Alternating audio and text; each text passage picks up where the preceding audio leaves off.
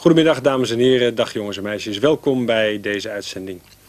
Vanmiddag een programma bestemd voor de hoogste groepen van het basisonderwijs en voor de brugklas. Deze keer in de serie Geschiedenis een programma over het nieuwe land met de geschiedenis van het beeld.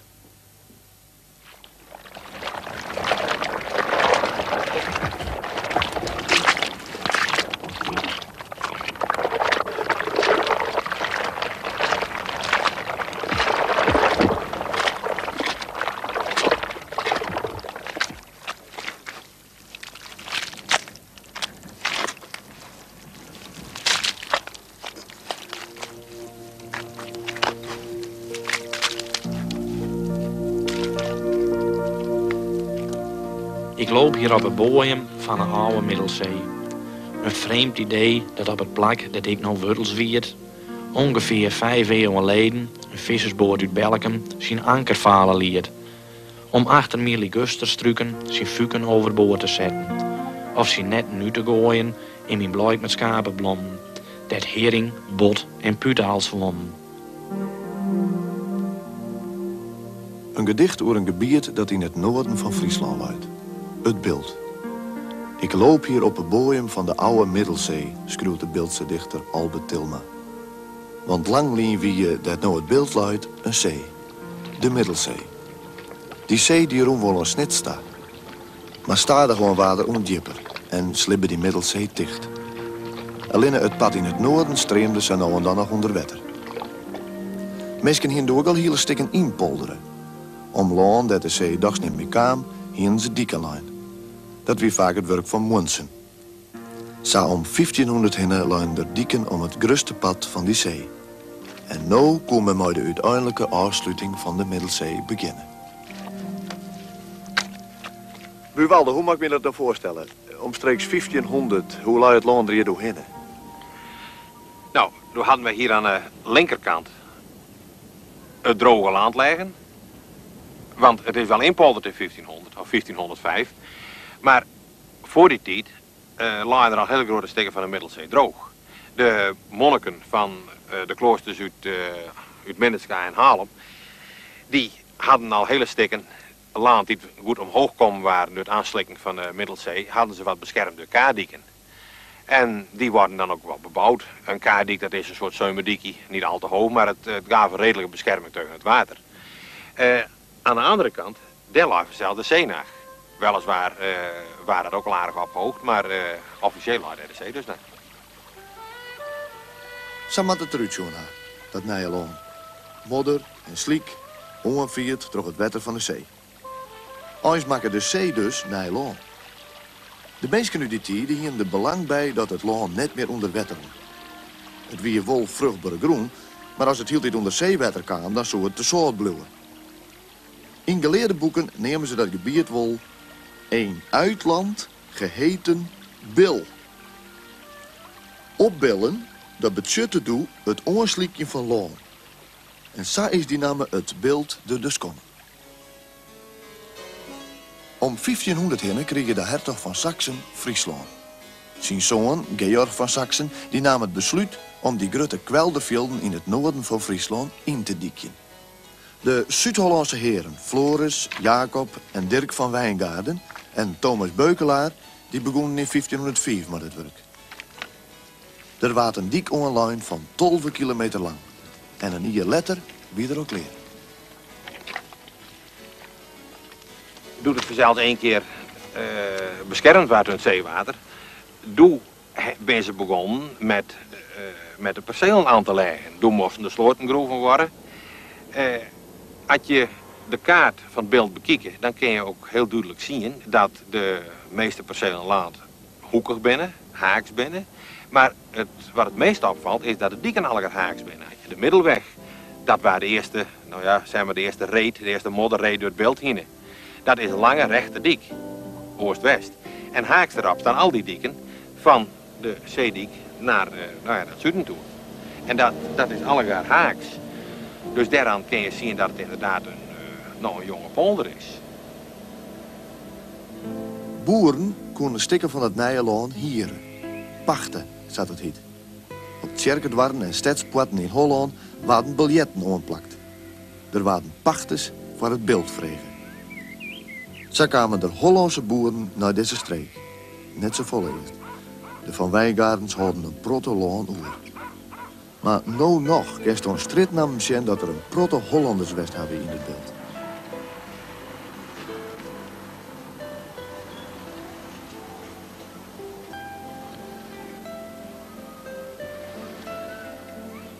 Ook op deze kaart uit 1520 zoals dat er al heel wat boerkerijen wienen doen.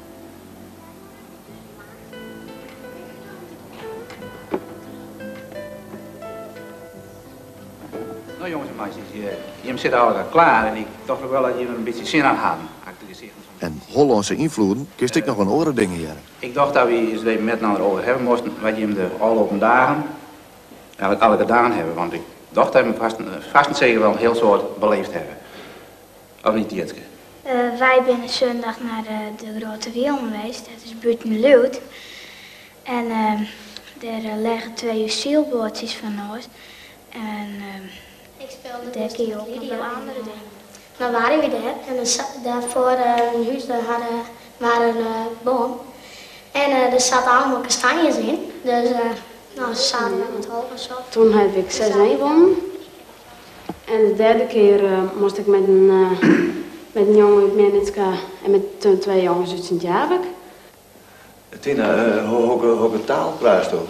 Ik praat dus beeld. Mijn huid praat en mijn beb praat hij Fries. Ja? Zelf dus allemaal beeld. En daar praat ik altijd beeld? Ja. En op het Spaalplein, hoe is het dan? Ook beeld. Ja? Ja. Als nou Karel tjen kost, hè? En dan praat met Karel. De Karel praat Hollands, hè? Ja, dit praat ik wel Hollands, maar... Dan praat ze dan Hollands, of niet? Ja. Waarom doe je dat? Ik weet het niet. Nee? Nee. En dan, ik praat nou Fries, en waarom praat je niet Fries met mij? Tja, omdat ik dat niet zo goed ken. Nee? Nee.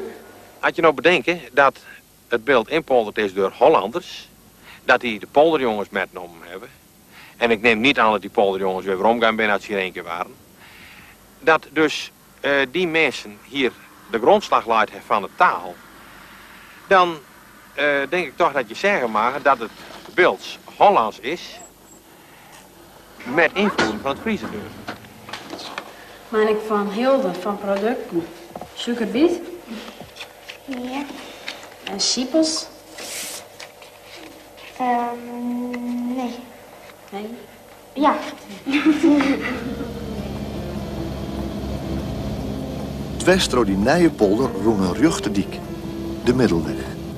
Onder die diek kwamen al gauw 3 nije dwarpen te liggen. Wijngaarden, Altona en Keivoek. Zo neemden de meesten die dwarpen. Wij kennen ze nou ooit. Door alle Beeldse dorpen ben eigenlijk lieke oud. Behalve oude Schiel dan, maar deze dorpen ben allegaar in het begin, toen het beeld inpolderd is, stichten. Toen ben er 3 beelddorpen maar bijgekomen en die hieten in het eerst Aas. De dorp hiette dus in het begin Wijngaarden. En dat is noemd naar een plakkie in een Alblasserwaard in Zuid-Holland. Dat de meeste beeldbediekers ook wegkwamen. Het is later Sint-Jabek kwam te hieten. En toen werd wijd, of liever in het begin, toen er meer mensen op het beeld kwam te wonen, was het nodig dat er kerken kwamen. En dat was nog in een Roomse tijd, want de kerkhervorming begint later. Toen ben die kerken ben wijd aan verschillende heiligen. De kerk van de dorp is wijd aan de apostel Jacobus. Als die oude kaart van het beeld verder volgest, dan komt langs de Middelweg bij een oorplak. De eerste bewoners van het beeld neemden dit dorp Altona. Ik werd neemt naar een plakje in Zuid-Holland. Zak is hield iets in dat beeld ze namen, maar die eerste bewoners te maken nam. Later werd dit plak Altona Sint-Anna-parochie. Sint-Anna zitten ze in het beeld. Hier op dit plakje ben een soort meisje trouwd verzeld. Maar iemand is wel heel bekend worden, beroemd worden die getrouwd is, no? Ja, dat was Rembrandt. Die is getrouwd met Saskia van Uilenburg. En hoe trof hij nou Saskia van Uilenburg? Kwam die hierbij? Die kwam oorspronkelijk van de staat, van Leeuwarden. Daar was haar huidburgemeester.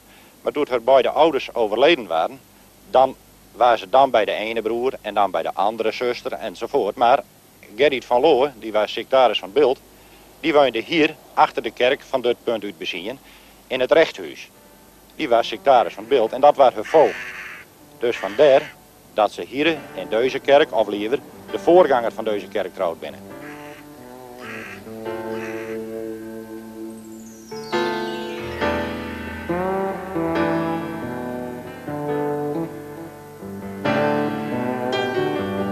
Kijfhoek heet het plakje, no? Vroeger. Het heette Kijfhoek. Het heet nou Vrouw Buurt. En dat was vroeger onze lieve vrouwenparochie. Hoe die erin komt is, weet ik niet. Maar het is wijd, dus de kerk waar wijd aan Maria, de mem van Jezus. En niet naar Meerfrolly. Maar inderdaad, voorheen heet het Kijfhoek. En dat is naar een plakje uit de Zwijndrechtse Waard, vlak bij Dordrecht, tussen Dordrecht en Barendrecht in. En hier is hetzelfde bij Magien en liep het bij die Orendwarpen, no? Die naam is weer verdwenen. Kijfhoek is verdwenen. En het is Vrouw Buurt worden. Die middelweg die roem dus terug het laan heen, dat krijgt indieken weer. Deze diek wie om dat nieuwe laan heen lijn. De oude Bildiek. Het wie net zulke hege dieken als dat we nou hebben. En het badde ik wel eens dat die diek terugbruts. In die diek werd ik een sluis bouwd. Een ziel, zeggen ze hier. Daarom heet dit plakje ik oude ziel. Of oude Bildziel.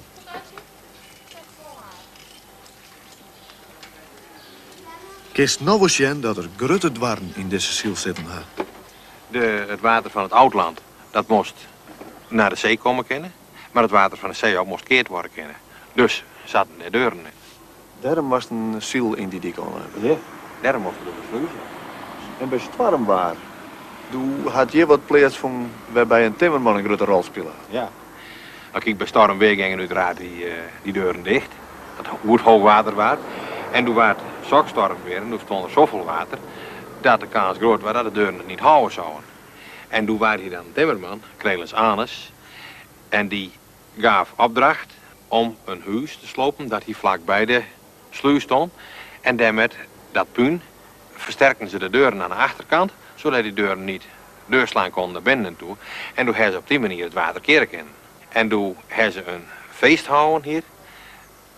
Op een bodem van de sluis, ze hadden verzeild met beschoeiing, zeggen de zaak dichtzet. En op een bodem van die sluis, daar hebben ze toen een feest gehad, een kinderfeest.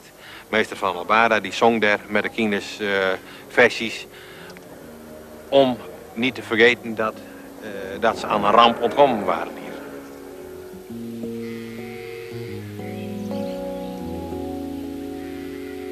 De oude Bildiek.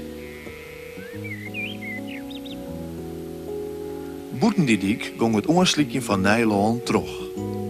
Toen er weer een heel stuk van dat Nijlaan zo wat droeg kwam te lezen, laan ze daar ook weer een diek omheen.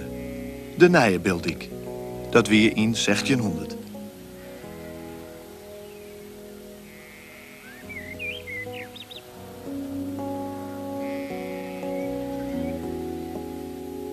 Maar dat oorslikje ging terug en zo'n 100 jaar later was er weer een stuk Middelzee indieken. In 1515 lijnen ze hier de Poldik aan. En in 1554 is er een eindje verderop nog een dik komen. En zo kreeg het beeld stadig aan de vorm die het nou had.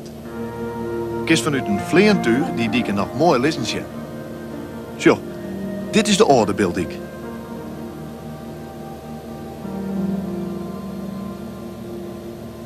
De nieuwe Bildiek.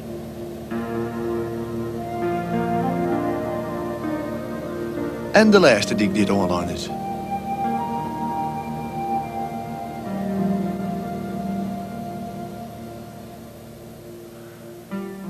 Ik sta hier in een heel groot veld van suikerbieten. En suikerbieten die worden op het beeld een heel soort verbouwd. En ik siepels en tarwe en jerpels. Nou, die jerpels, daar wil ik het met je zo aan. De eerste 200 jaar dat het beeld bestier, van 1500 tot 1700, toen wien je nog geen jerpels. In 1750, toen verbouwden de boeren voor het eerst deze plant. En hoe zou het nou best hebben bij boer Wassenaar hier op het beeld, doet ze op een jong voor het eerst jerpels eten.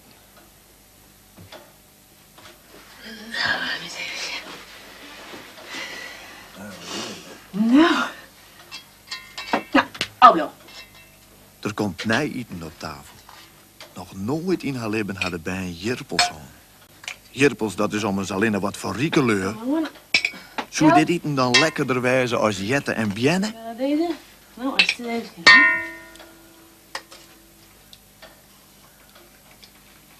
Kijk, al die skil. Ja. Je hebt net dachten dit zou. Dat gaan lekker weer. Hè? Ja.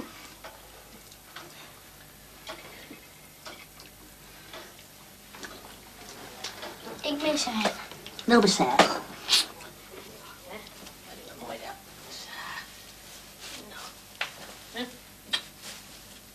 Na het warme jerpelmeel zoes je erbij waar je in een diepe sliep. En dreamen van dat nuivere eten. Dat toch wel lekker smaken.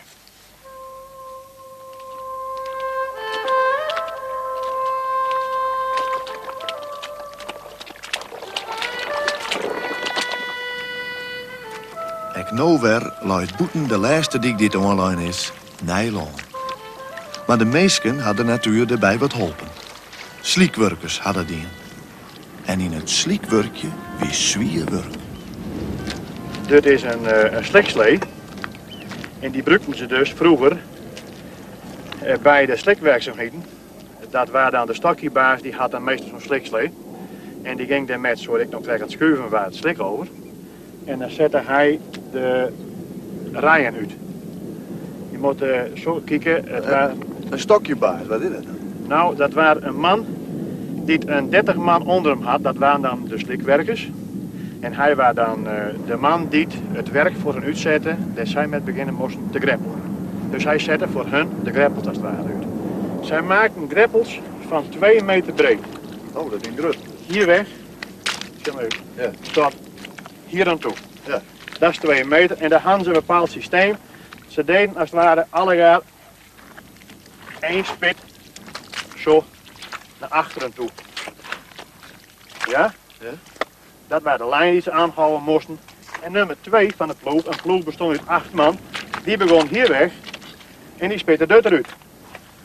En dat kwam dus er ook te liggen. Dat kwam op een akker te liggen. Juist, ja. He, tussen de greppels in zat 10 meter en dat waren de akker. En dus waren 8 man bezig en ze spitten zo'n greppel uit op 40 centimeter diep. Dus ik zit nu op 20 ja. En dan gingen ze, als ze hem uit hadden, dan gingen ze nog eens een keer een spitleger en dan zaten ze daar. Ja.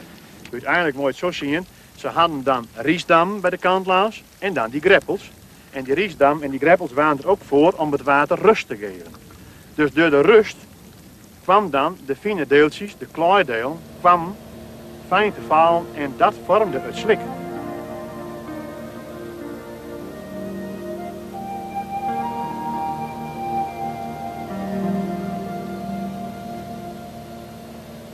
Dus we kennen eigenlijk wel aannemen dat Oersafel hier, met bij nou stenen, dat er ik alle keer gas komen zoeken. Ja, dat is de bedoeling al. En dat kun je hier ook wel zien, want de laatste jaren is alleen de deltabouw bezig met als het ware landaanwinning. Door de greppels er steeds uit te halen en die over het land te gooien. Maar dat is niet meer om grond te krijgen, winst van grond niet meer, maar dat is meer om de natuur. Voor de vogeltjes en dat spullen. Ja. Dat was toen in die tijd niet zo. Landaanwinning was echt om grond te creëren voor landbouw en voor veeteelt. Daar was het voor.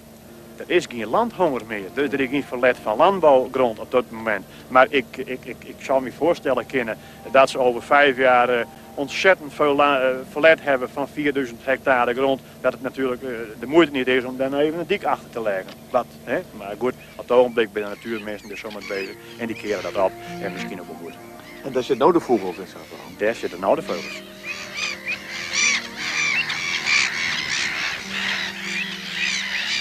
Zo hebben we hier een steen die al een zien.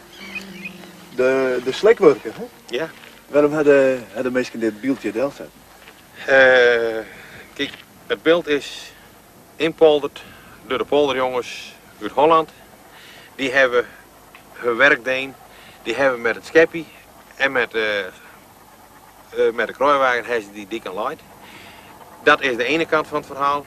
De andere kant van het verhaal is dat in de 30er jaren doet er een prot werkelozen zwaar hier op het beeld, dat men hier achter dik werkte om te proberen een stukje land aan te winnen.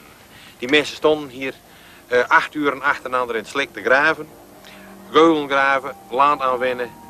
En die twee dingen hebben ertoe bijgedragen dat dit beeld gekomen is. De slikwerker. De slikwerker uit 1500, de slikwerker uit 1930. Een soort eerbetoon aan die mensen. En dit is dus als eerbetoon aan die twee categorieën van mensen. Het gedicht wat erop staat vind ik ook prachtig. Hier op een Wadden, wereld van water en slik, won hij land uit zee.